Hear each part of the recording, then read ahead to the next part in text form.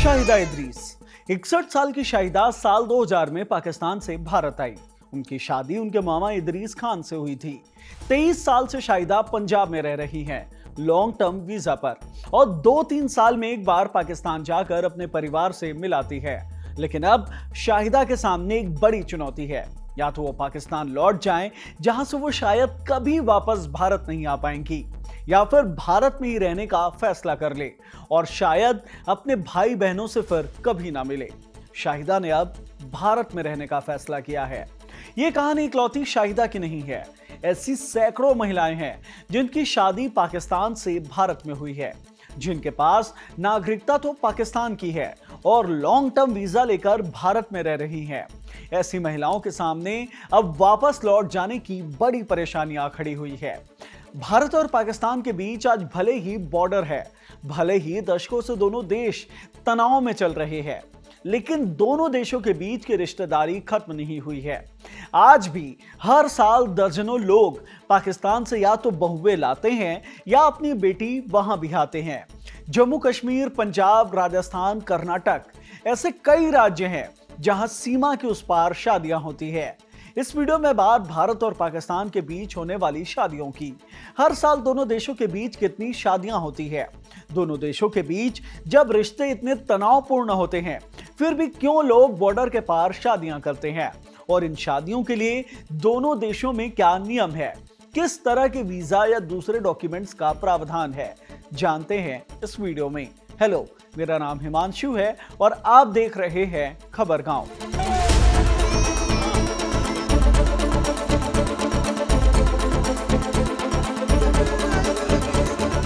जाति, धर्म, लिंग या देश, ये चुनकर शादी करना हर एक परिवार का, हर एक व्यक्ति का अपना निजी मामला होता है।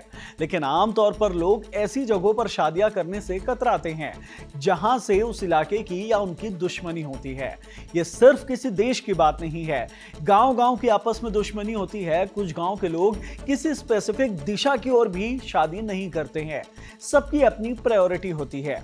ऐसा ही कुछ देश के मामले में भी होता है। जैसे ईरान और इराक दुश्मन देश हैं, दोनों के बीच शादी वाले रिश्ते बहुत रेयर देखने को मिलते हैं। लेकिन दशकों से चले आ रहे तनाव के बावजूद भारत पाकिस्तान का मामला अलग है।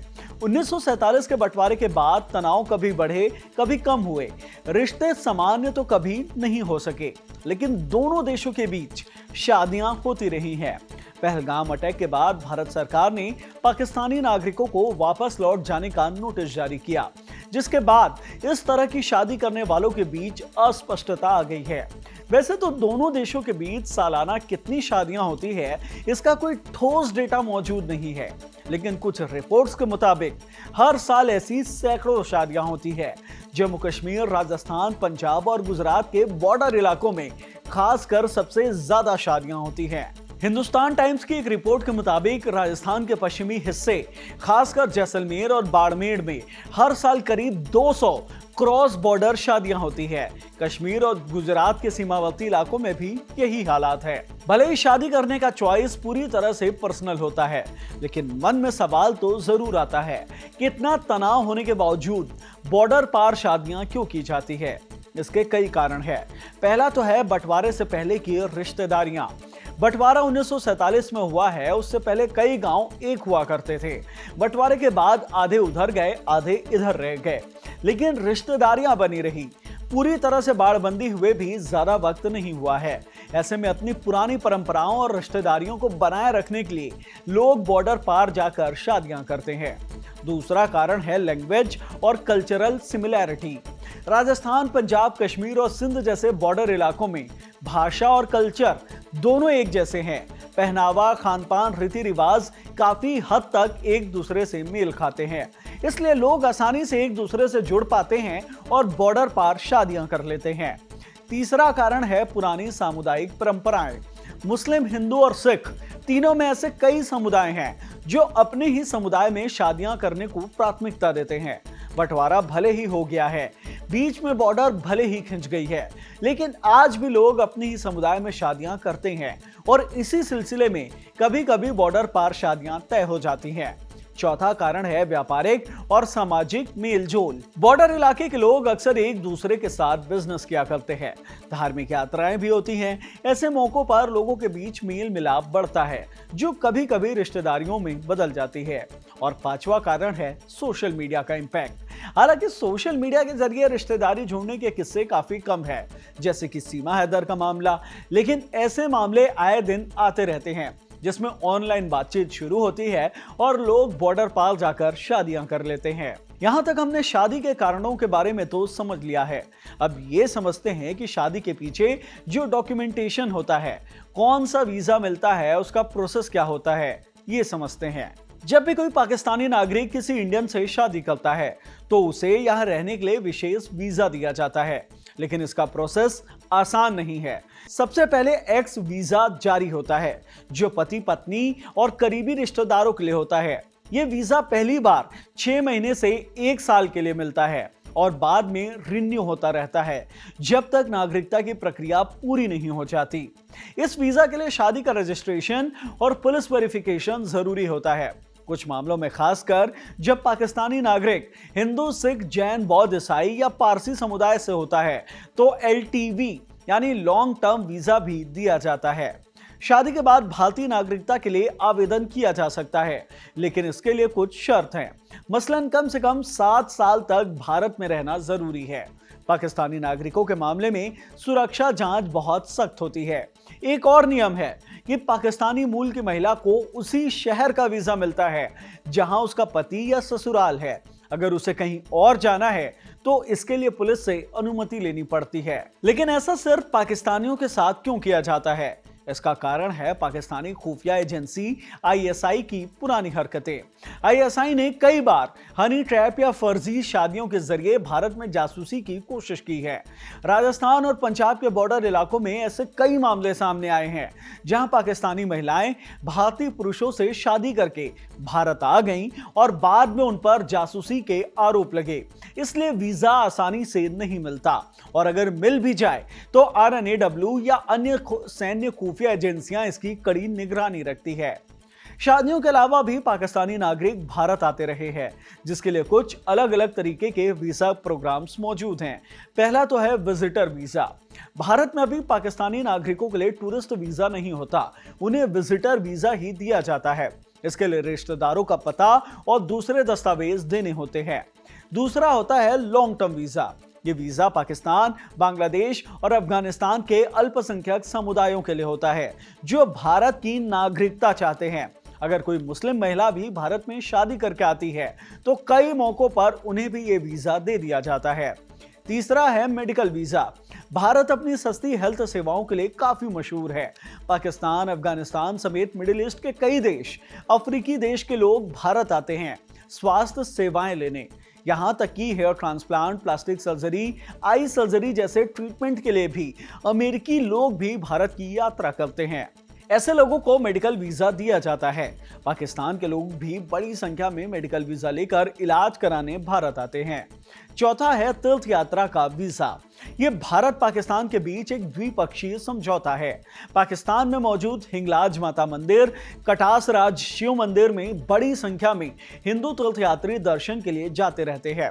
करतारपुर भी लंबे समय तक इसका एक हिस्सा रहा है। ठीक ऐसे ही पाकिस्तान में रहने वाले हिंदू या मुस्लिम दोनों नागरिक भारत में तीर्थ यात्रा के लिए आते रहते हैं। इन सब के अलावा बिजनेस के लिए, स्टूडेंट्स के लिए, जर्नलिस्ट को या फिर अलग अलग रिसर्च एक्टिविटी के लिए वीजा दोनों सरकारें देती रहती हैं। भारत और पाकिस्तान के बीच तनाव के कारण दोनों देश एक दूसरे के नागरिकों को प्रवेश तो देते हैं, लेकिन दोनों तरफ कुछ न कुछ संदेह तो रहता ही है। इसलिए दोनों देश अलग अलग काम के लिए अलग अलग वीजा प्रोग्राम बनाकर रखे हुए हैं और इन्हें अलग अलग रास्ते से देश में एंटर करने की परमिशन दी जाती है। मौजूदा नियम के मुताबिक मेडिकल वीजा पर आने वाले लोग एयरपोर्ट के थ्रू ही देश में आ सकते हैं, जबकि धार्मिक यात्रा जैसे दूसरे कामों के लिए अटारी बॉर्डर सक्रिय है।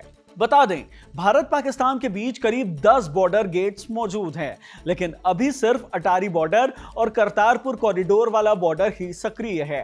पंजाब के फिरोजपुर में गंडा सिंह वाला बॉर्डर, फजिल्का बॉर्डर, जम्मू कश्मीर में उरी बॉर्डर, पुंछ बॉर्डर, हाजी पीर और मिंडर बॉर्डर अभी बंद किए हुए हैं या लिमिटेड यूज में हैं। इसमें से फजिल्का और हाजी पीर बॉर्डर सैन्य उपयोग के लिए काम आता है। यहां तक तो हमने समझ लिया कि पाकिस्तानी नागरिकों को भारत आने के लिए किस तरह के वीजा प्रोग्राम्स दिए गए हैं। अब ये समझते हैं कि भारतीय अगर पाकिस्तान जाते हैं तो किस किस तरह के डॉक्यूमेंटेशन किए जाते हैं। पाकिस्तान के कानून भारतीयों के लिए उतने सहज नहीं है जितना भारत के कानून पाकिस्तानी नागरिकों के लिए है।